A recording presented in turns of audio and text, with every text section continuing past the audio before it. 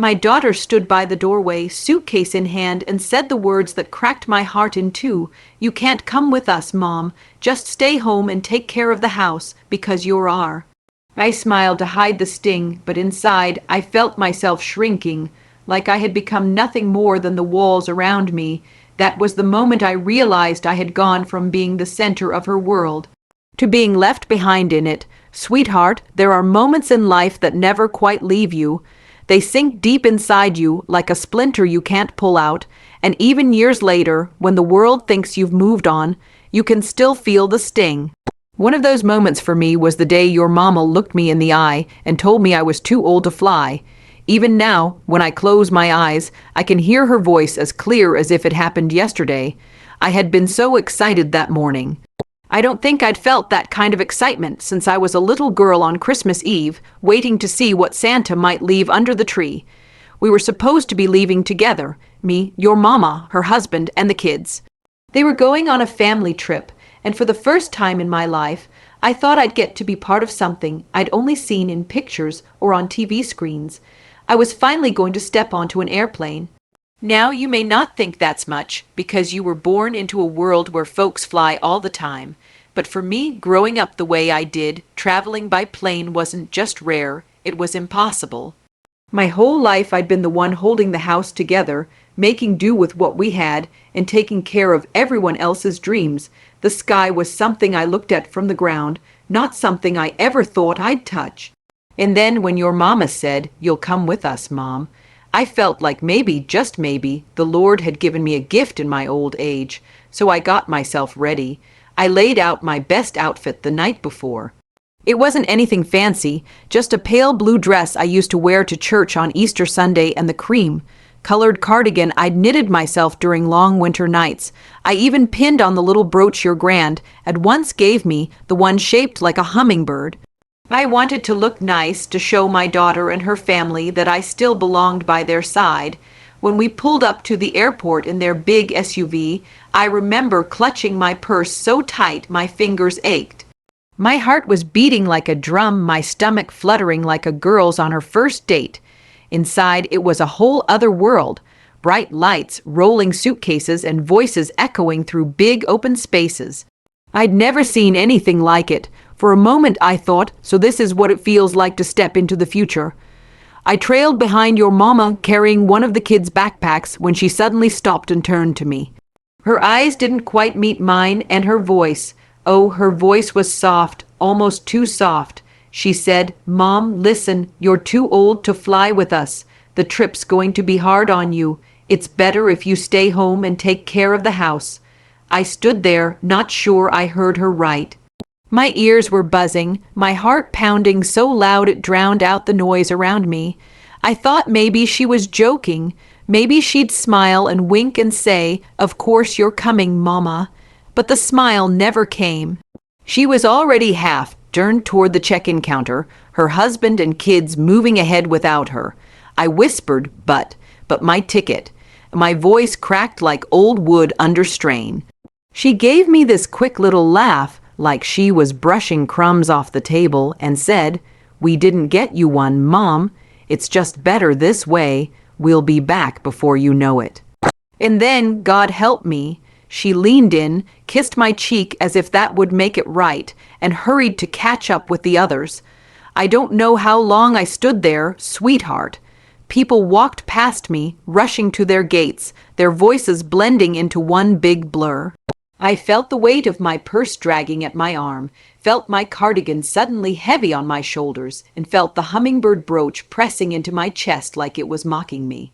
I had come dressed for a celebration, and instead I was standing there like a fool, abandoned before the party even began.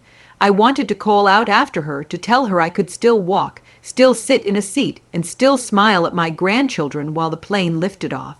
I wanted to beg her to remember who I was, not just some old woman with stiff knees, but her mother, the woman who carried her in my womb, who stayed up nights sewing her school dresses, who worked double shifts so she could go on field trips and never feel different from the other kids. But my mouth wouldn't move, my voice was gone, so I just turned around, slow as stone, and walked back through those glass doors into the parking lot. The world outside was bright, but for me, everything felt dim. I remember fumbling with the car keys, my hands shaking, and driving home with tears blurring the road. When I unlocked the door to my house, the silence hit me harder than anything. No voices, no laughter, just the steady tick of the kitchen clock and the faint hum of the refrigerator. I sat down at the table, still in my best dress, and cried until the cardigan sleeves were damp. I don't think I've ever felt so small, so unwanted, so forgotten. It wasn't just about missing a flight, sweetheart. It was about being told in the plainest way that my time had passed, that I was no longer someone to take along but someone to leave behind, a burden, an afterthought. I think what hurt the most was remembering all the times I'd never left her behind.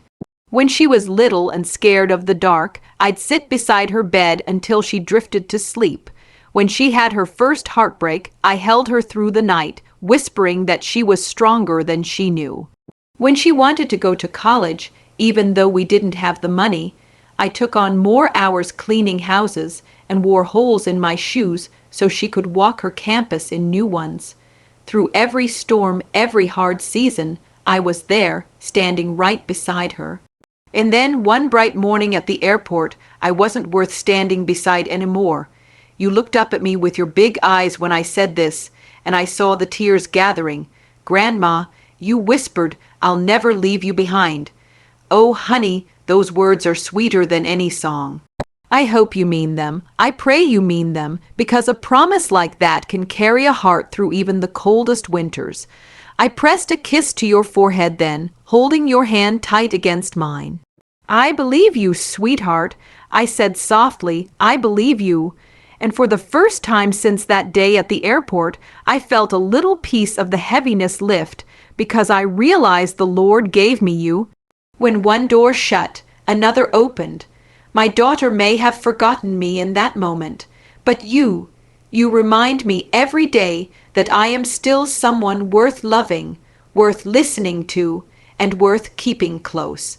And that, my dear, is how I survived the pain of rejection, by holding on to the ones who stayed when others walked away. Sweetheart, before you can understand the weight of that day at the airport, you need to know what came before it. You need to know the roads I walked to get there, the things I gave up, the choices I made, and the sacrifices that turned me into the woman sitting here with you now. Because rejection hurts worst when you've given everything of yourself first. I was never handed an easy life. I grew up in a small town in the Midwest, back when life was simple but hard in ways folks today don't often understand. We didn't have much, not money, not conveniences, not even steady electricity half the time. But we had grit, we had family, we had a kind of strength that came from planting your own vegetables, canning them for winter, and mending socks until they had more stitches than fabric. I was the oldest of 5 children, and from the time I could walk, I was helping my mama. I scrubbed floors, rocked babies, and learned to make biscuits from flour that had to stretch through the week. I never got to dream too big. College wasn't for girls like me, not in those days. My dream was smaller but sweeter, to build a home, raise a family, and fill the kitchen with the smell of fresh bread and laughter. I married your granddad when I was just 19.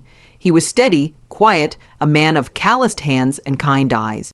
We didn't have a honeymoon. We barely had a wedding. Just a church service, a white dress I'd sewn myself, and cake baked by my mama.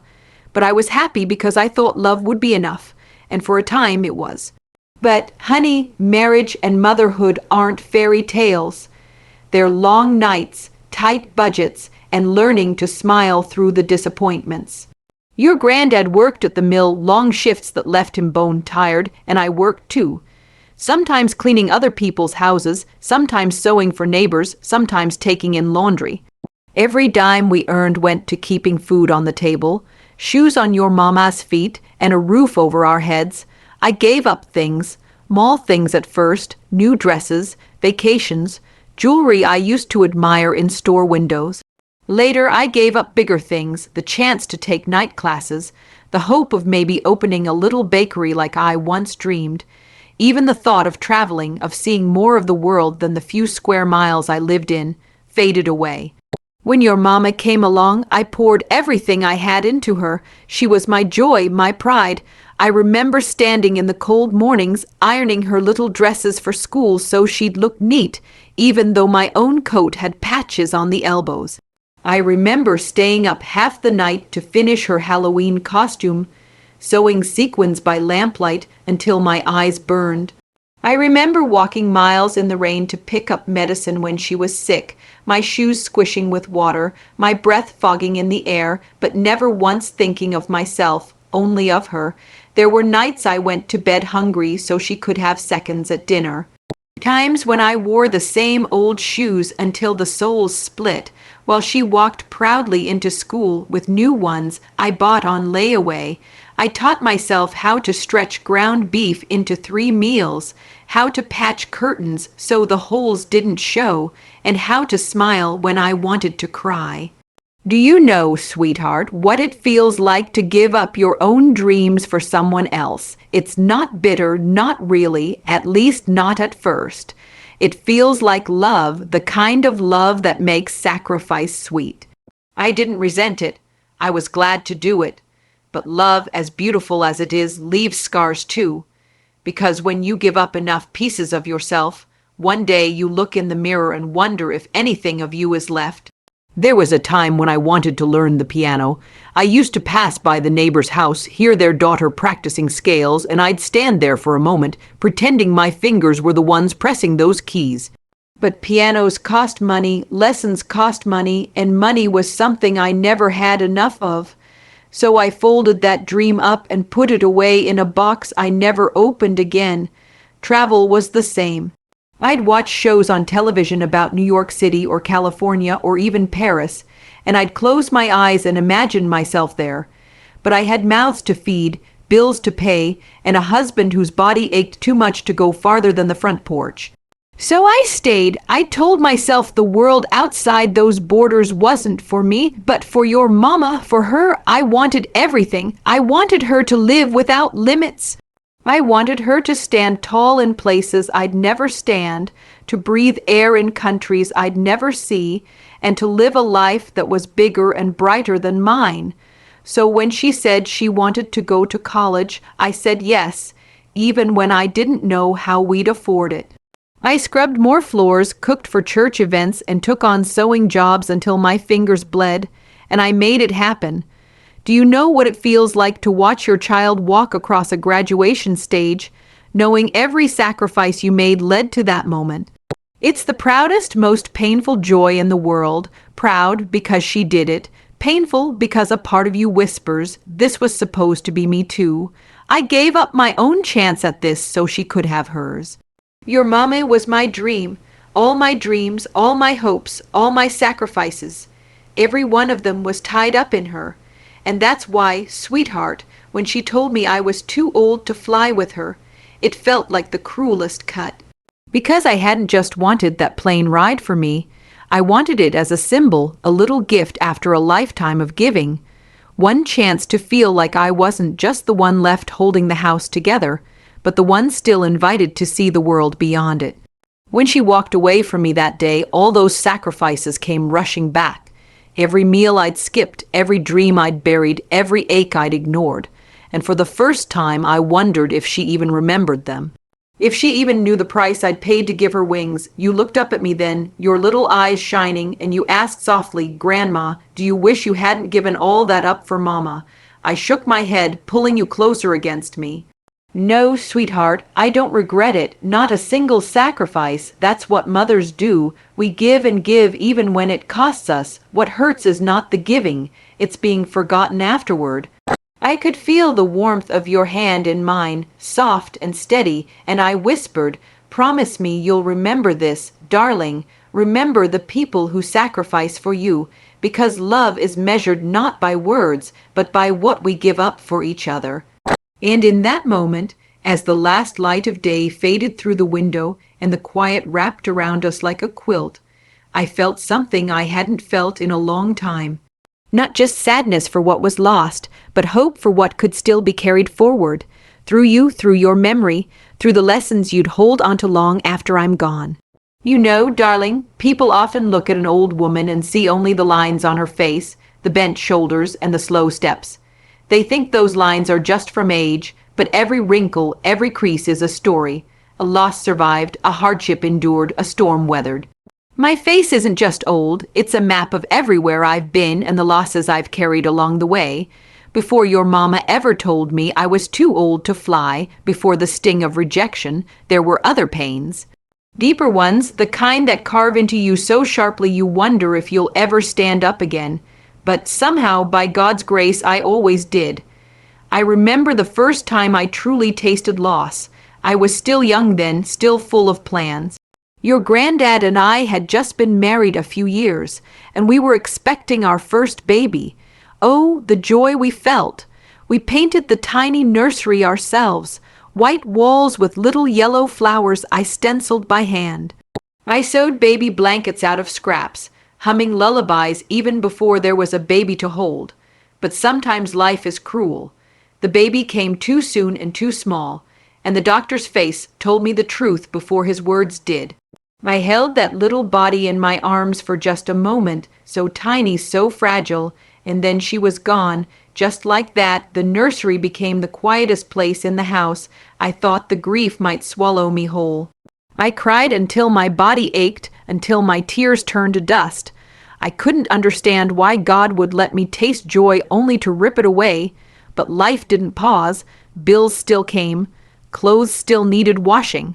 The world didn't stop, even though mine had. So I got up, little by little, and learned to live with an empty cradle in my heart. Later, when your mama was born, I thought maybe the storm had passed. She was healthy, strong, and loud enough to fill the whole house with her cries. Holding her was like feeling the sun after years of winter. But life, sweetheart, doesn't promise us peace forever. Your granddad, he was a good man, quiet, hardworking. He loved us, though he wasn't always good at showing it in words. His way of saying I love you was fixing the squeaky screen door or making sure the tank was full of gas before I drove to town.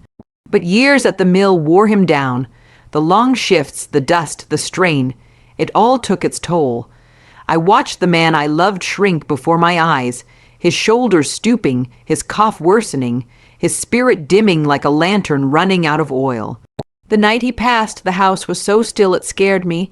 I lay in bed beside him, listening to his breathing grow faint until finally there was nothing, just silence. I remember reaching for his hand, still warm but lifeless, and thinking, how do I live without this?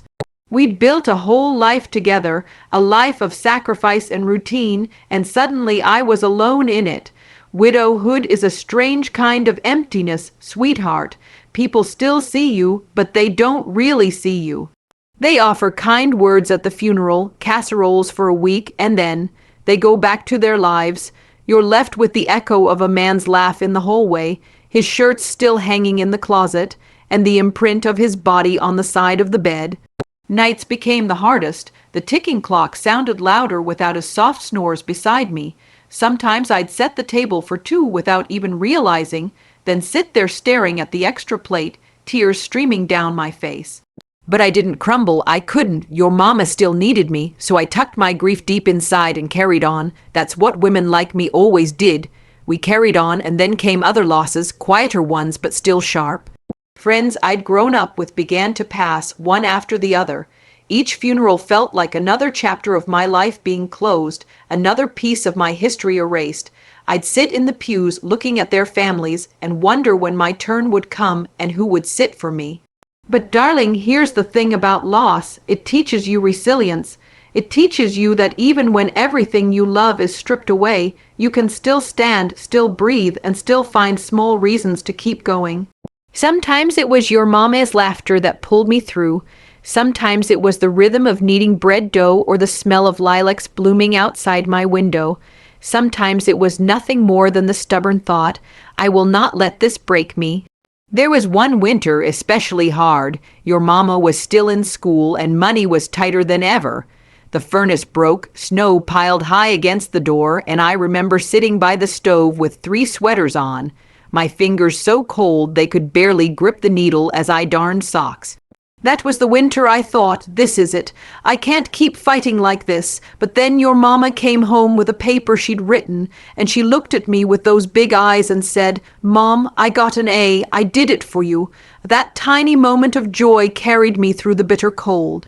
And that's how resilience works. It's not about being unshakable. It's about finding light in the smallest places and holding on for dear life. So when your mama told me years later that I was too old to fly, yes, it cut me deep.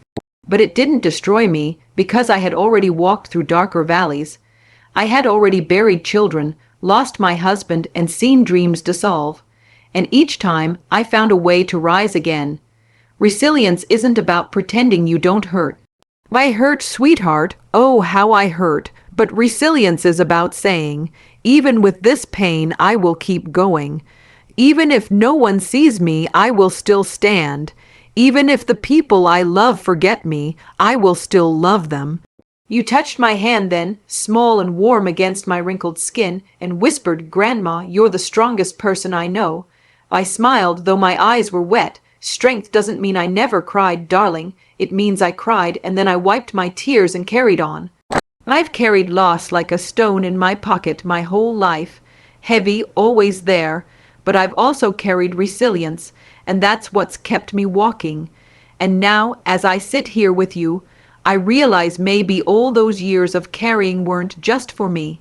Maybe they were so I could place the lessons into your hands so you'd know how to survive the storms when they come. Because they will come, my darling. For everyone, they come. And when they do, I hope you'll remember your old grandma sitting in her cardigan, telling you with quiet certainty, you are stronger than you think, you can survive more than you believe, and when you've lost everything, you'll still have the choice to get up again. That, sweetheart, is what resilience really is. You know, darling, love is a strange thing. People think it fades with time, or that it can be broken by words, or distance, or even rejection. But after all these years, I've come to believe love is the one thing that endures longer than anything else. Longer than youth, longer than money, longer than pride. Even after your mama told me I was too old to travel, even after she walked away with her suitcase while I stood in the doorway, my heart still ached with love for her. It would have been easier, maybe, to harden it. To say, well, if she doesn't want me, I don't need her either. But a mother's love doesn't work like that. I carried your mama beneath my heart for 9 months, felt her tiny kicks against my ribs, and prayed over her before I even saw her face. That kind of bond can't be cut by a sharp word. No matter how cruel the love stays, it just changes shape. Sometimes it feels soft and warm, like when she was little and crawled into my lap. Other times it feels heavy and painful, like a stone pressing against my chest. But it's always there. Do you know, even now, I still wake up some mornings and think of her as that little girl in pigtails, running down the sidewalk in her Sunday dress, her shoes scuffed from playing too hard. I still see her in the kitchen, standing on a chair to stir cookie dough, her face dusted with flour. She was my shadow, my pride, my joy, and in my heart she still is. That's what love does, sweetheart. It sees the child in the grown woman. It remembers who they were before the world made them sharp or tired or selfish. When she said those words to me, "You're too old to fly with us," I'll admit it felt like a knife. I wanted to cry out, "Don't you remember? Don't you remember the nights I stayed up when you were sick, rocking you in my arms until the fever broke? Don't you remember the dresses I patched, the lunches I packed, and the times I went without so you could have?" But I didn't. I just stood there because love also knows when to stay silent. Your mama may not see it now, but every sacrifice I made for her was made out of love. Every wrinkle on this face, every ache in these hands. They're all proof of the years I poured into her life. And if she has the strength now to travel, to chase her own happiness, maybe that's because I gave her the foundation to stand on. Even if she forgets me in the process, my love will never forget her. You know what's funny? Love has this way of multiplying instead of dividing. I thought all my love belonged to your mama. But then you came along and suddenly my heart grew bigger. Sitting here with you, holding your small hand in mine, I feel the same warmth I once felt when she was little. The circle has completed itself. Sometimes I think God gave me you to remind me that love doesn't end with rejection. It flows forward into new generations. When your mama turned away from me, I thought the door had closed forever. But then you came running through that same door with your bright eyes and your laughter, and suddenly my house wasn't so empty anymore. The way you sit and listen to me now, it heals something inside me, something I thought would never mend. Your mama might have forgotten my worth, but you see it. You see me not as too old, but as someone who still has stories to tell, lessons to give, and love to share. That means more than you'll ever know. Love endures in memory too. There are days I sit in this old armchair and close my eyes, and it's as if your granddad is right here beside me, humming low as he fixes something at the table. The years may have stolen his body from me, but my love for him keeps him alive in my heart. That's another thing, sweetheart. Death can take a person, but it can't take the love you feel for them. That stays always, so you see, no matter what I've lost, children, a husband, even the closeness of your mom, love has never abandoned me. It may hurt, it may ache, but it remains. Sometimes when the house is quiet and I feel loneliness creeping in, I reach for the Bible on my nightstand, not because I'm looking for fancy words, but because it reminds me of a truth I've lived my whole life. Love never fails. People do, bodies do, promises do, but love, it endures, and that's what I want you to remember, darling. One day you'll grow up and the world may hurt you. People you trust might walk away. You'll face rejections, heartbreaks, and goodbyes you didn't want to say. But don't ever let that harden you. Keep your love alive even when it costs you, because love, real love, is the only thing worth carrying all the way to the end. I looked at you then, your little face turned up to me, your eyes shining with tears you were too young to hide. You squeezed my hand tighter as if to promise me you'd never forget, and in that moment my heart felt lighter because I knew, whether your mama ever saw it or not, the love I had poured into this family hadn't been wasted. It had found a home in you, and that, darling, is enough. You know, darling, the older I get, the more I realize that life isn't really about what you own or how far you travel. It isn't even about the mistakes or the hurts, though Lord knows I've had my share of both.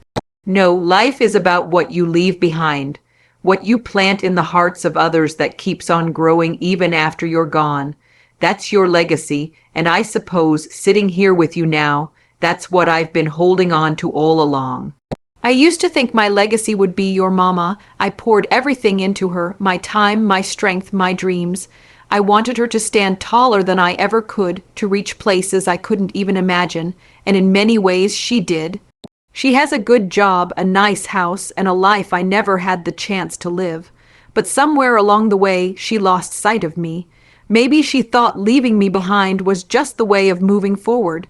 Maybe she believed that age makes a person smaller, less useful, and easier to push aside. That broke me for a time.